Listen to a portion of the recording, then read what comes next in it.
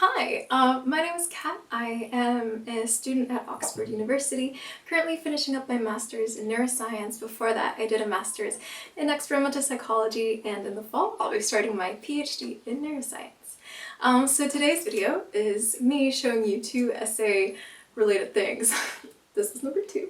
But we'll start off first with me showing you a program on my computer, so that's a screen recording, and then we'll come back and I'll talk about a book.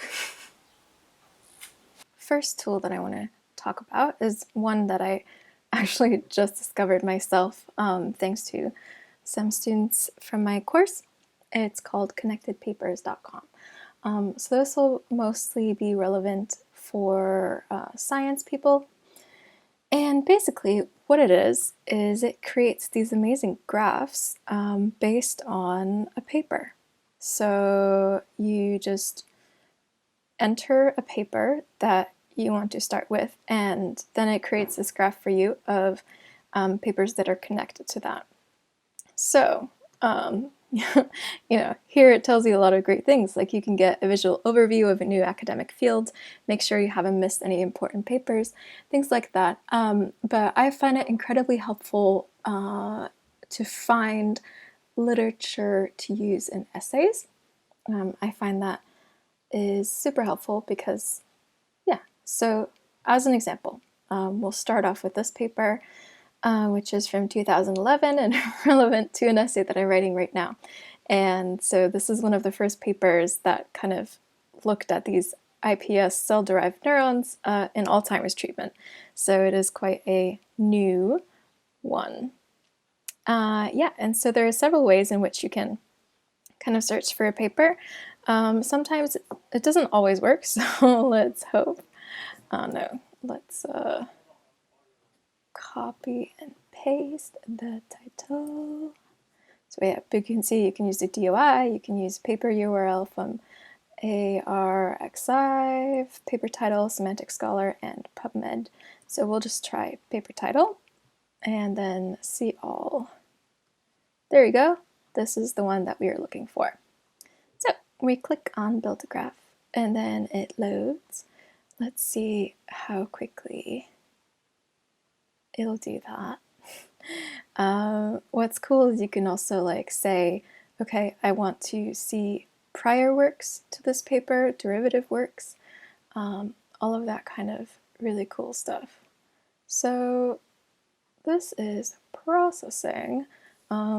Sometimes it takes a while, as it literally says on the screen, right? But in the meantime, I'll show you this one, which is one of their examples. So it started off with this paper, Deep Fruits, a fruit detection system using deep neural networks. And then you can see here different papers that are connected to it. And let me see, they each have like a score of how similar, wait, I think it's here. Maybe I'm wrong. Okay, I thought that they had scores of how similar they are to the original paper, or maybe that's just not showing up for this specific one. My own graph is ready. Yay! So this is the graph that it created based off of the paper that I put in. So this is the OG paper, and then you can just see a bunch of other papers.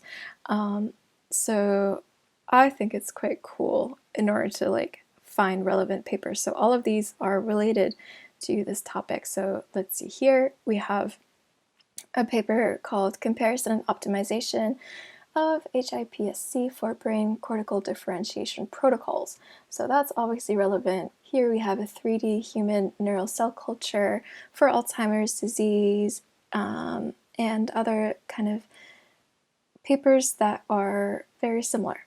And so this is a great way when you have one good paper that you want to start off with, but you obviously need to cite more than just one paper and need to look at more papers. So this way you get an idea, an overview, you can read the abstracts, you can even build a graph from one of the other references, and then it also directly will take you to that paper if you wanted to. So let's say we're interested in this one, genetic correction of LRRK2 mutation, blah, blah, blah.